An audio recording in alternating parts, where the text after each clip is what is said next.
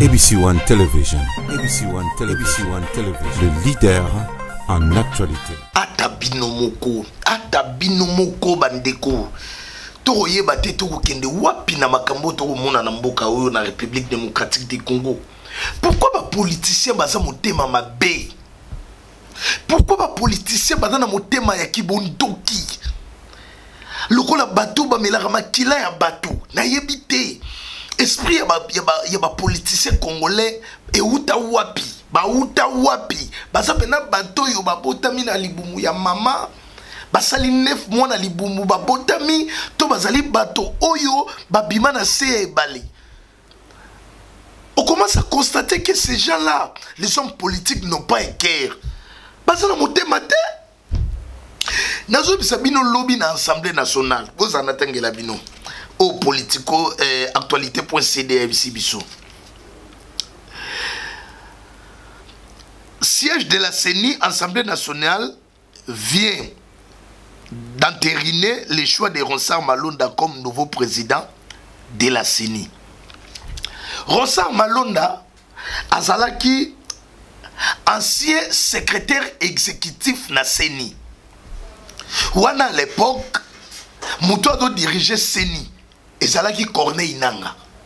Secrétaire exécutif na ye, c'est Ronsard Malonda. Depuis Makambo et Bandaki, Ronsard Malonda, il y a eu pression, il y a FCC que vous ne pouvez pas imaginer. FCC ba même biso liboso na politique, oh non, il faut pas l'ongola Jean-Marc Kabound. Bandongwani tout, on ne comprenait pas. Makamonge memi biso ti départ ya Jean-Marc Kabound ki. Koto badoya makambu il fallait ba ya na élection salima na Assemblée nationale, ba remplacer Jean-Marc Kabound par honorable Sia, oya IDPS. Koto yo comme Jean-Marc Kabound a kende ko sala dépôt na ya kende ko kotsa requête na na conseil na cour constitutionnel, conseil d'état a sengi bango ba sursoir. Bino moko bomona ki Janine Mabunda motema moto kaka que non, il faut élection et salima. Bon, et après cour constitutionnel a katine makambango a défaveur ya Jean-Marc Kabound a longwe. Parce que jija qui requête na dali recevable mais non fondé. Il fallait que une élection loi Minaku bimi na sakata. Loi organique Minaku koto to yebi même ti ba vie à gouvernement et salema qui sans pour autant bakende ko débattre en na conseil des ministres. Mais nzokane makambo nyoso to bande ko mona wana ba cher internaute bo landa biso partout. Il fallait ne ba chiter awa isika to komi. Peuple congolais va comprendre tena bandeko ba wewa o balandaka kama kamu parlo yingi peut-être ba ndeko comprendre te sikoyo ne esika to komeli donc auto lo barake FCC azali na 1000 plans diaboliques donc eloko bango ba ndeko luka ezalaki nde yango wana ndenge nini bako ikocha Ronsard Malonda akoma numéro 1 président ya CENI. Mais bah même biso d'abord na makambu ya Jean-Marc Kabound. Tout ça pour nous désorienter biso to dans la non ba calculer. Bah même biso na makambu Jean-Marc Kabound ba même biso na deuxième makambu ya loi Sakata et Obeminaku. Oye même biso na makambu kiliti o ba interpeller ministre de justice Nzokande Soubasma na bango ba yebaki ke toko chité na ko désigner Ronsard Malonda. Ronsard Malonda azalaki secrétaire exécutif na CENI. O biso moko to ebino bien que élection en 2018 nenge ba tractation elekaki. Contesté koto babelali pouvoir ya Martin Fayulu. Koto yo o Félix Antoine Tshisekedi azwaki. Je crois que bolanda bato mususu ya FCC bazolo bagé Emmanuel Ramazani Chalari nde azwaki. Une élection contestée na forme to yoya nango avec les députés to éviter ceux qui nommer ceux qui peuvent voter. On ne comprend plus rien. On a intérêt dans le hémicycle et parler du peuple. Et ce qu'on ne va jamais au point d'intérêt à la population. Mais les loyaux, pas qu'on désigne Ronsard Malonda. Bah désigner Ronsard Malonda pas un banani. Bah église de réveil. Tikata de Nile Salouba pour Nabino. Laissez-moi vous dire, Tikata de Nile Salouba pour Nabino. Bah désigner pas un banani. Bah ton abisso à l'église de réveil. Moto kotaki kotika akiko déposer procès verbal ezali nani pasteur Soni Kafuta botala nanu mboka sike dokeni basali na nzambe bota motema mabe kolekana na satana politicien kutu motema mabe kolekana Lucifer. Donc toyebi te tozokende wapi bozotia peuple congolais wapi na 60 ya indépendance oyo Lumumba héritage oyo tigelaki biso mena ba politicien toko mona o lelo na République démocratique du Congo. Simon Gimbangu héritage oyo tigelaki biso ya ba homme dédié ba Soni Kafuta o toto mona lelo. Ben wela biso Ronsard Malonda les deux lobbies dans l'Assemblée nationale et ça laki bongo mukolo oyo ba otai ko interiner oyo ba désigné comme président ya Seni pour na ba élection ya 2023. Ronsard Malonda oyo nungu bandaki koto yo kimbanguiste ne mutu baponi azali kimbanguiste koto yo boye na bolelo to yo kake azali ne chrétien catholique mais catholique bango moko ba désister na kata plateforme ya ba confession religieuse banani oyo bazalaki te lors ya désignation ya Ronsard Malonda ezali kaka église catholique ba la guité, église protestante ba la guité, et puis na kimbanguiste pe ba ko rejoindre bango.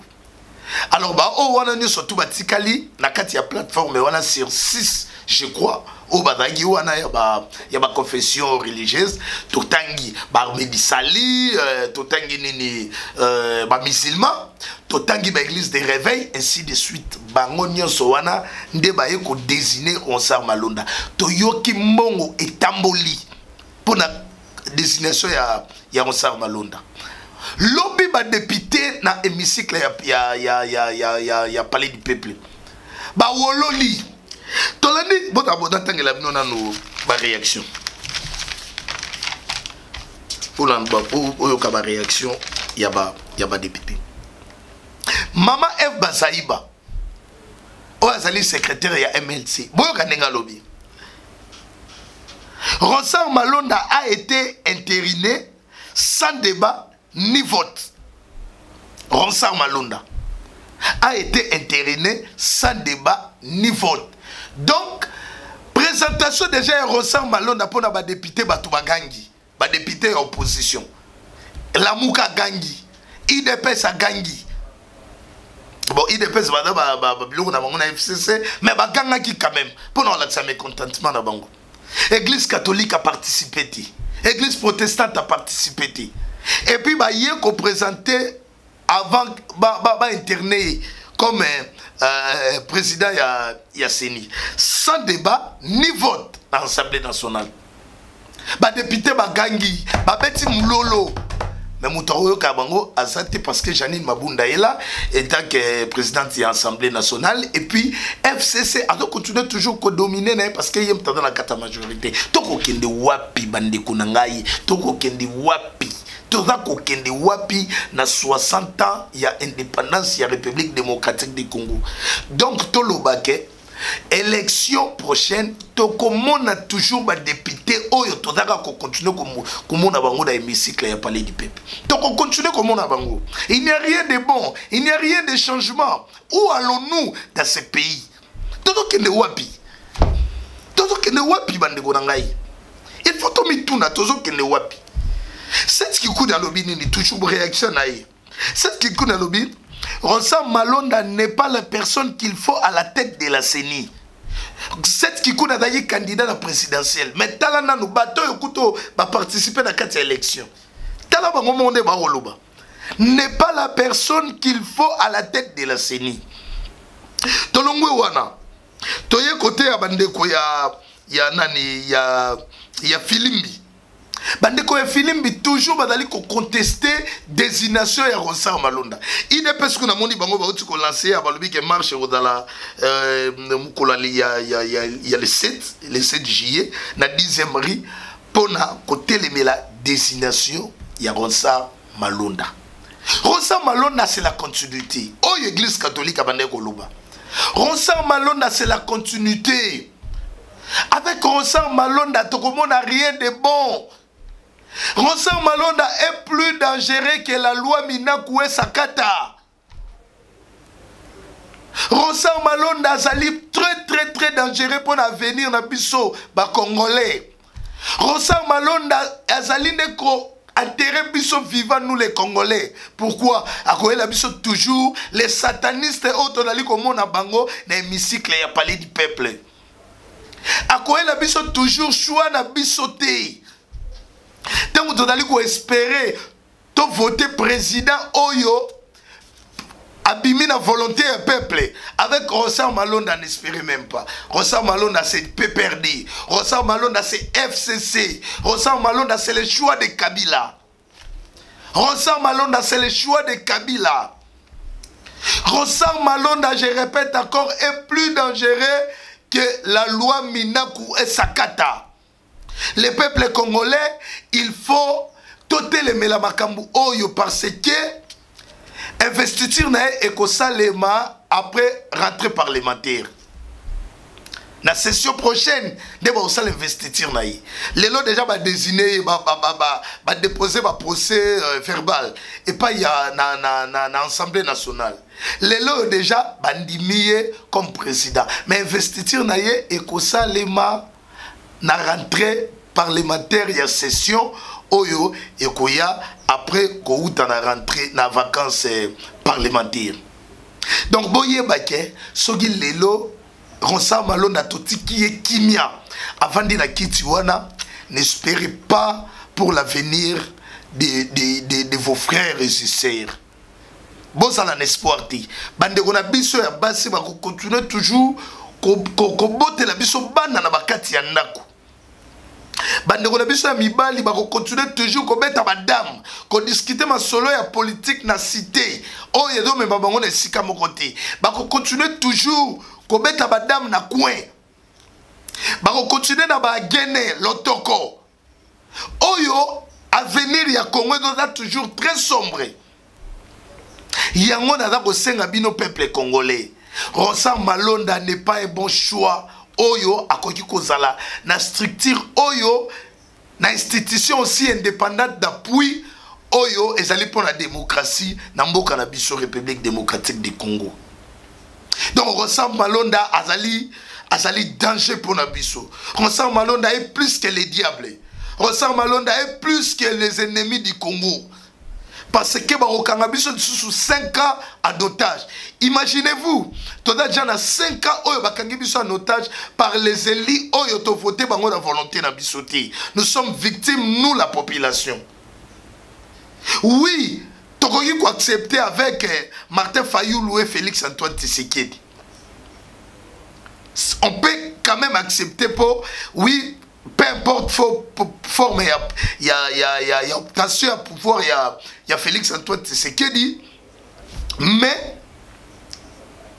ce qui a joué à ta moins chance, mais pas les gens de FCC. Pas les gens de FCC, je vous dis. Les gens de FCC n'ont aucune volonté, il y a que Sungambo Kanabiso et Kendeliboso. Total d'abord bilan à Bango. Donc avec Ronsard Malonda, ce n'est que la continuité. Avec Ronsard Malonda, ce n'est que la continuité de la souffrance. Parce que Baroé Labiso toujours, Bakimbuta comme les députés, Baroé Labiso José Makila comme les députés, Baroé Labiso Emmanuel Ramazani Chadari comme député, Baroé Labiso Janine Mabunda comme député, Baroé Labiso Obé Midakou comme député. Ce n'est que toujours la classe politique en répétition, les gens de FCC, Oyo, Bazalina, aucun bilan positif, Oyo, biso peuple congolais, Toïgo Mona, et espérer que ce sont les bons pour l'avenir du Congo. Et je vous invite, partout où vous êtes, il y a côté la désignation, il y a Ronsard Malonda. Ronsard Malonda, l'église catholique qui a et l'église protestante. Oyo bazui à peu près 80% il y a population na ba paroisse na bango. Mais comment on peut laisser tous ces gens-là? Comment on peut laisser l'église catholique et l'église protestante? Abéchole commençait déjà à crier bien avant que Azozwa ma pression au sein de Janine Mabunda, qui est la présidente de l'Assemblée nationale. Abane Kolobango. Mais on était des fois aussi distraits ou emportés par les événements créés par les FCC pour nous distraire. Et voilà maintenant, Ronsard Malonda, il a désigné. Il a désigné comme le président de la CENI. Le danger, on va encore ajouter 5 ans de souffrance. Donc, 5 ans déjà là qu'on va consommer avec Félix Antoine Tshisekedi et tous ces gens-là des FCC, on doit profiter de la population congolaise. Maintenant, il faut encore ajouter 5 ans. Il faut encore ajouter 5 ans. La candidature de Ronsard Malonda, il faut peuple congolais atelemela yango koleka loi minaku esakata. Il faut peuple congolais atelemela yango. Ronsard Malonda osa exemple te pona CENI. Osa exemple te pona indépendance ya CENI. Ronsard Malonda ozali danger pour le peuple congolais. Tolingi yote na place wana. L'église catholique, aidez-nous avec Fridolin Mbongo. Aidez-nous avec Abéchole. Aidez-nous, les peuples congolais, pour que tout la candidature de Ronsard Malonda. Ronsard Malonda, c'est le choix des FCC. Adalaki, bien avant déjà soutenu par les FCC. Donc, je crois que ça, c'était juste les détails. Oyo nalingaki na lobaki lelo na meka ko analyser ou vous informer na bandeko nyonso bodo na biso na France, na Belgique, na Allemagne, na Italie, na Londres, au bodo na biso na Europe, au bodo na biso na Asie, bodo na biso na Turquie, partout. Bandeko ba na biso na Amérique, na Canada. Bandeko ba na biso na États-Unis. Bandeko ba na biso na Mexique, partout. Toye na Afrika, en Afrique du Sud, na Angola. Bandeko ba na biso na Maroc, partout en Algérie. Ronsard Malonda n'est pas un bon choix pour l'indépendance de la CENI. Ronsard Malonda, c'est le choix de la continuité de Corneille Nanga. Ronsard Malonda, c'est le choix, il y a continuité, il y a dinosaure, oyo, tout continuer comme on a dans l'Assemblée nationale. Oyo, bango d'abord, les institutions, Tobandi d'abord, présidence de la République, le gouvernement, Assemblée nationale, et tout, Sénat. Bango d'abord, na budget de la République démocratique du Congo. Il y a 80%. Et les peuples congolais, ils bénéficient juste na moi soupe, il y a 20%. Quel avenir pour les peuples congolais? Quel avenir pour les étudiants? Quel avenir pour la classe montante, la nouvelle classe? Donc, tina lelo to kene ba université, ba institut supérieur et zaté. Parce que il y aura toujours la continuité, toujours les mêmes figures, les mêmes têtes. Kaka bango ana kaka oyo ba kokanga biso en otage dira nos existences sur cette planète Terre. Tosala nini, tosala nini, tosala nini. Si vous aimez les Congo à travers cette chaîne ABC One, beaucoup mais la biso ba message. Beaucoup ça ba message d'Abino et les stratégies. Voilà déjà là-bas na Sud Kivu. Ndenge makambo oleka kuna. Tolamuki na tongo tomoni République de Kivu. Ba drapeau est élimi. République de Kivu. Ba il y a peuple inquiétude des athées. Voilà makambo est une préoccupation d'ailleurs. Au lieu de se précipiter l'élection dans la 2023, bon il a biso Ronsard Malonda. Tolandi gouverneur Théon Wabidji pour nous expliquer que non, Azawana pour protéger l'institution en place et tout ça. Oui. Mais maintenant, s'il y a Est, projet à balkanisation, il y a déjà tout le monde qui est dans le monde. Soit tu l'as la tongue, tu l'as mouki, tu l'as mouki, tu l'as mouki. comment qu'il est mouké. Accompagné toujours par les dinosaures. Bateau va lingi intérêt à peuple congolais. Bateau va lingi peuple congolais. Bateau va accepter souffrance du peuple congolais. Les autres dans les 8e pays les plus pauvres de la planète. Peuple congolais doit bénéficier d'un beau chaotique. Il n'y a rien de bon. Les lobes de la République du Kivu.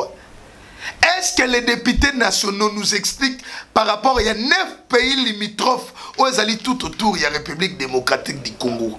Comment l'occupation de la terre par les 9 pays limitrophes où pays voisins de la République démocratique du Congo. Chacun de son côté a déjà portion de terre, occupation par la force étrangère. Aucun bruit dans l'Assemblée nationale.